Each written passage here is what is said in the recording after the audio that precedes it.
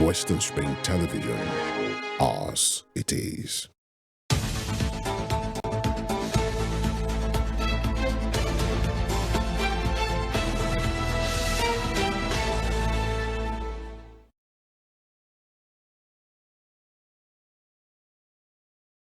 Good morning, Nigeria. Good morning, world.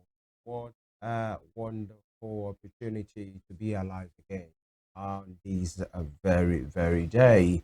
How was your night, by the way, pleasant, I guess? And of course, you know what they say about being up and grateful. That is exactly my mood this morning. Femi Ojo is my name, and you're welcome to Morning Spring. Evelyn, good morning. Good You're morning, welcome. Femi. Yeah, How are you doing today? very well. Thank Good you. morning, people. Thank you for joining us. My name is Evelyn Ohiolei, talking about up and grateful. Once you are up and grateful, also get to work. So we can say up and grateful and running because time waits for no one. It's time to be productive. So get to work, get productive, and rake in all the monies that you can. Welcome on board to another edition of Morning Spring. Of course, here we talk about social political issues affecting us as a people.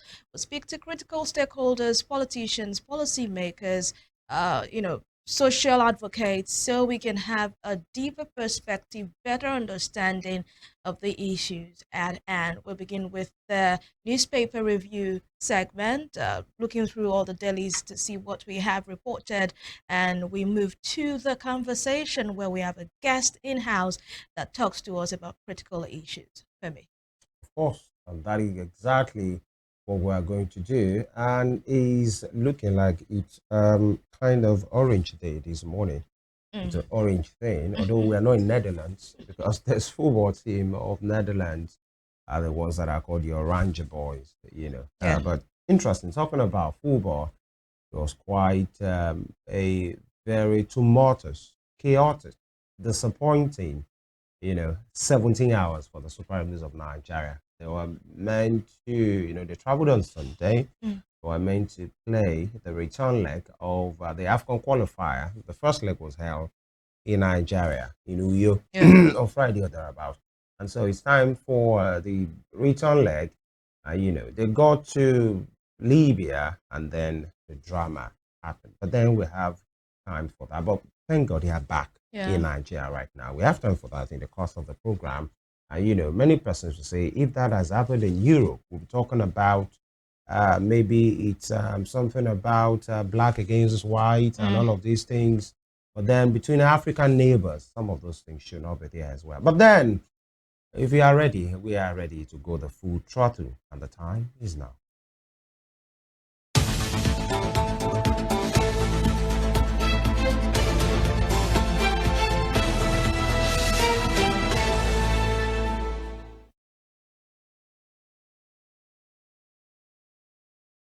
All right, let me start the newspaper segment from the Punch. The Punch newspaper.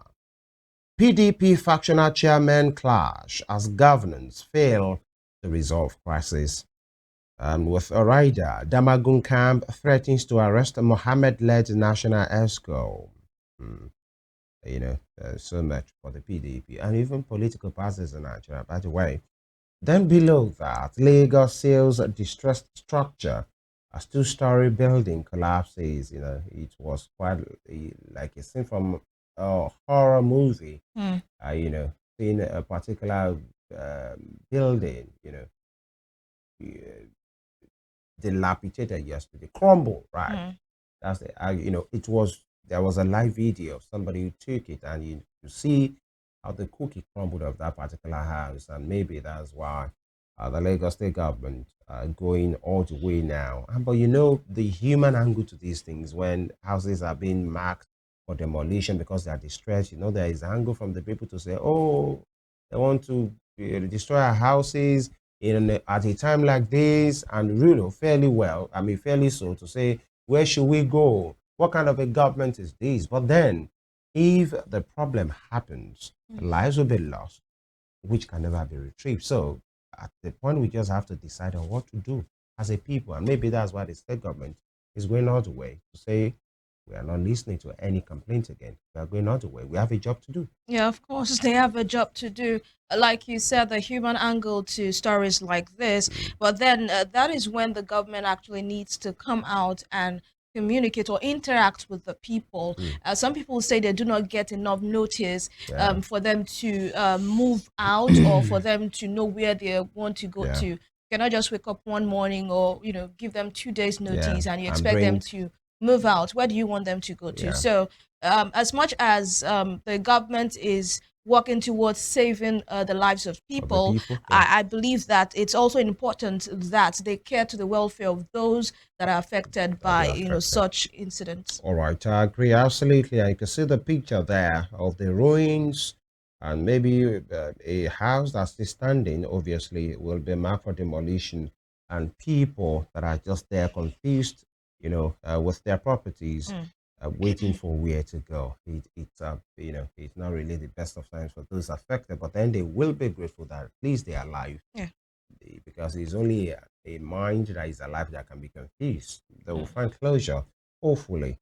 And here, heroic eagles return home after 17 hours Libyan ordeal. Federal government protest officially summons envoy, have promises probe, and you can see just below that the pictures of some of the guys. Some of the guys are the ones you call big boys in their own rights, on national assignment, being made to just squat and just find their place. One of them, I think this is Barcy, possibly tired, sleeping as somebody in the IDP. These are some of the issues. Moving on. NNPC sells PMS to Ipman at 995 naira per litre. Okay. Federal government plans 25% tax on Nigerians earning above 100 million naira. I saw that needs 25% on the rich. Okay, 100 million naira. Is it monthly or yearly? Annually. Because truly, taxes, even in the best of those climes that we'll talk about, they don't come cheap. Actually, either in UK, in Netherlands, in some of the Scandinavian countries, the reason why you could go to a relatively free university or high institutions in Germany, in Sweden, in Netherlands is because some persons are paying huge tax. And maybe I just will say, let's wait and see. We hope we have the database, and we hope it will not be discriminatory in nature. At the end of what I mean by discriminatory is the fact that some persons will be intentionally left spared, and others will be caught in the net as well. Now, let's see the modalities. Nigeria lost $15 billion to fuel subsidy, forex round tripping. Interesting. That's from the World Bank. And import duty, federal government grants private jets owners 30-day extension. I think they were supposed to be hammered yesterday. Well, thank goodness there is an extension. Those concerns should do the needful. That'll be all from the front. From the Punch newspaper, we head on to The Guardian newspaper this morning. And on the front page of The Guardian, the big, bold headline is about what happened yesterday to the Super Eagles in Libya. Football foul play. Nigeria, CAF go head-to-head over Super Eagles ordeal in Libya. And of course, this has got so many people talking, those in authorities, the presidency, the NFF, Nigerians generally, on what happened to our boys, our guys in Libya, and were reduced to ordinary refugees, as you can see in those videos and the pictures. But it's good that they are back to us in the country, safe and sound. And when the Minister of Sports was speaking to them yesterday, he said that he appreciates or applauds the way they handled the situation. They were calm. They didn't reach out for a fight or anything. They were calm throughout, and they didn't start up an argument. So, of course, we are going to look into that in the course of this program. Away from that, how Nigeria, others can reduce $4 billion regional cybercrime losses. How Nigeria, others can reduce $4 billion regional cybercrime losses. Edo PDP files petition against results, trades words with APC over IREV manipulation. That's on news page 7 on the Guardian newspaper this morning. Robotics, makeup, beekeeping, others make new basic school curriculum. Robotics, makeup, beekeeping, others make new basic school curriculum. Nigeria's crude production dropped to 1.32 million barrels per day in September, says OPEC. Customs extends deadline for private aircraft import duty verification. States in darkness as national grid collapses again. That's for the number what time in this year? I mean, for the octane time. It's a lot of times. The national grid has collapsed this year. Like something on a life support. Collapse Exactly. and so on. And the last headline here, why Tinubu's economic reforms should last 15 more years.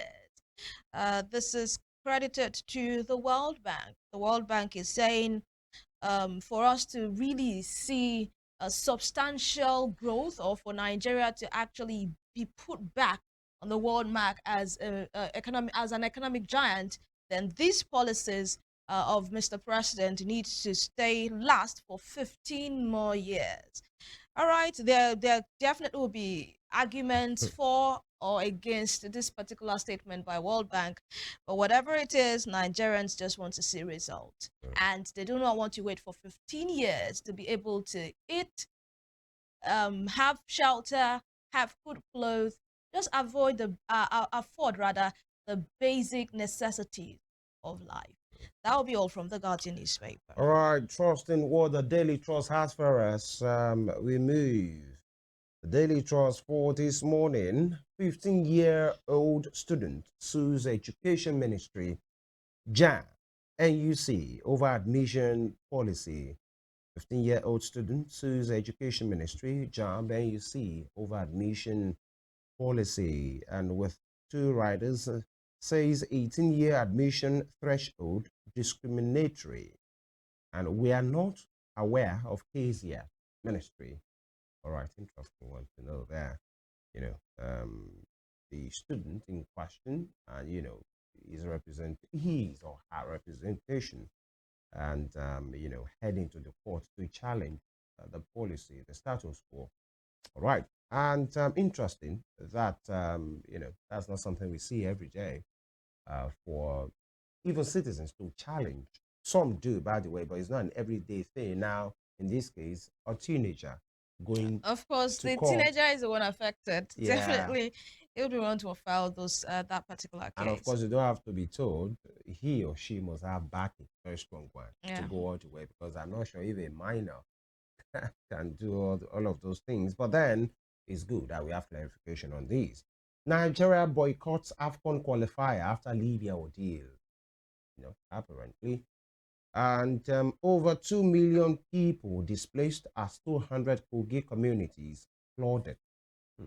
Again, over 2 million people displaced as 200 Kogi communities flooded. This is coming from the government, and many persons we ask Mr. Governor, Mr. Ododo, did you see this coming? Were there warnings? What actually have we done? Hope there are no fatalities. What do we do next? Can you please extract those affected immediately, the way you have been going all the way for your gap?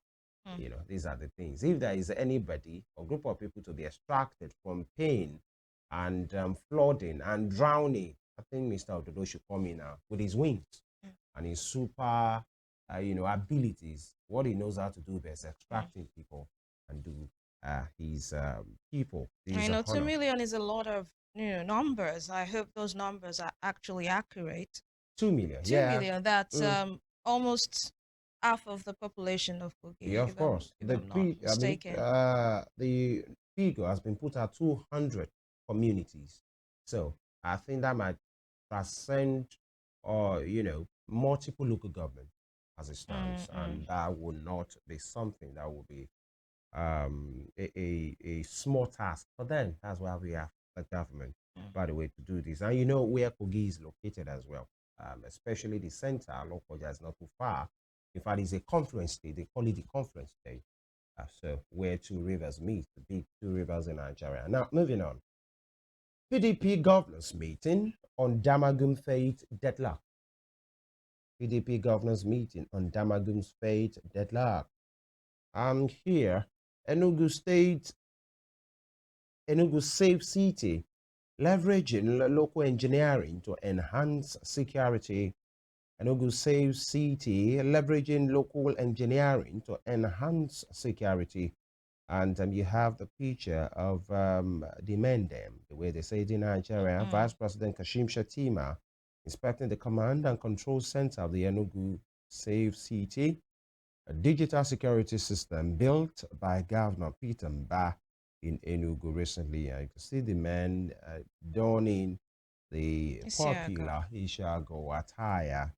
That's Mazi Shatima there, with the host and Mr. Peter Mba. I think this is Benjamin Kalu as well, and other security operatives. A digital security system. I think that's a good one. Digital security system. How digital?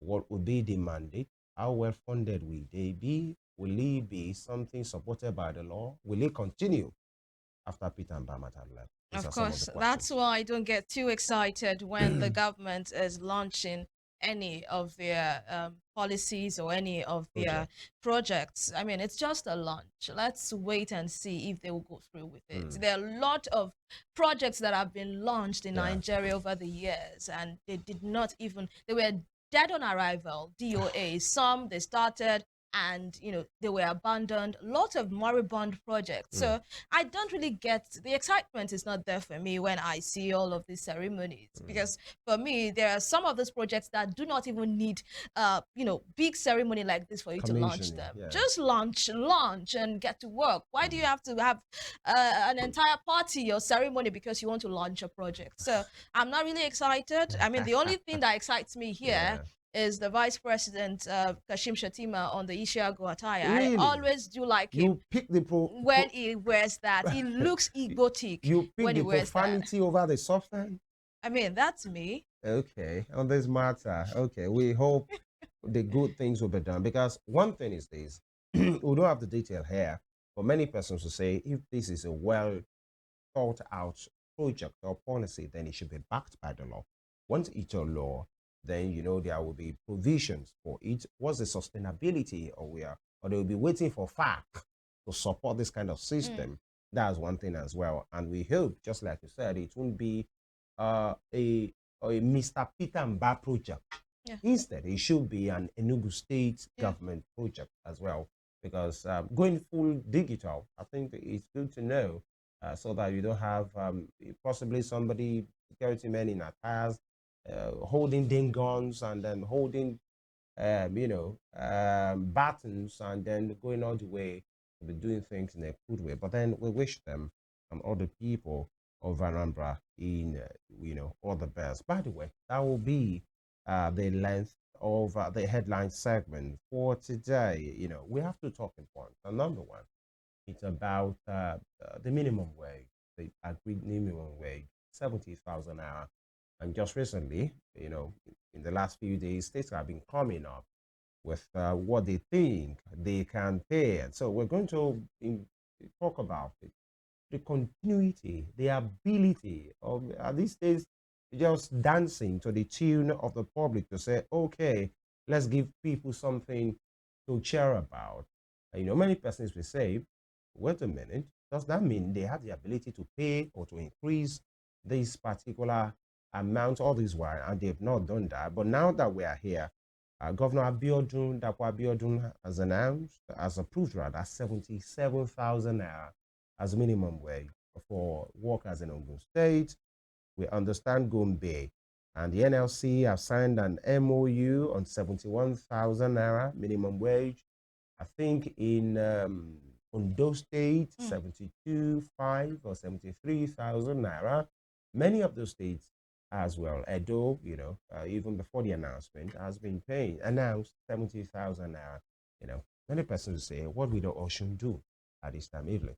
Governor Ademola Adeleke, the Ashiwaju of Edeland. Well, we are still hoping that Osun State will come up with their own announcement. For me, any state that refuses to pay the minimum wage 70,000 naira is the leadership of that state is wicked. In fact, wicked is evil. Let me use that word because you know what people are going through. What is the worth of 70,000 naira to what people are experiencing? Yes, the reality of our economy right now. We had Dr. Oguyemi yesterday, Professor Oguyemi yesterday, and you heard what he said. Is that by the time the 70,000 naira minimum wage is calculated and consequential adjustment on his own salary, he gets just 15,000 naira increment as a senior civil servant, as a professor. Addition is just 15. So we all get excited that it's 113% increment from the 30,000 naira minimum wage, but truly, is it 113% increment? When it goes up the ladder across board? So that's why I said any state that refuses to implement the 70,000 naira minimum wage, the leadership of that state is wicked. Really? And I'm sure Governor Ademola Adeleke is not a wicked governor. He should do the needful. He should do the needful. All right. And, some will say it's not just about the announcement. The moment they're announcing, can they please get to pay immediately? These are some of the issues. And at least on the federal government level, we learned it was going to be backdated to July or so. Now, nothing as that. Which is still controversial, Femi, because you remember that the minimum wage was supposed to take effect from May. According to what the Minister of Labor said, it was supposed to take effect from May. But because he said it was deliberated on and approved or agreed on in July, so it will be backdated to July.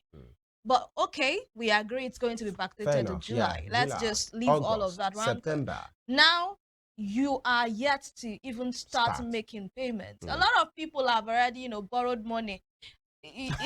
Last month, they thought, they were going to be paid an increment. So a lot of people bought things that in anticipation of the money they were supposed to collect. Use their goodwill. The core members, small goodwill. are amiable and hardworking core members. We're looking forward to 77,000 naira. All kind of excitement. But today, lots of them have actually passed out without seeing that money. And they will not, they said it's going to be backdated to July, but would they collect that increment over the months? Somebody that have... because they've gone, that's it.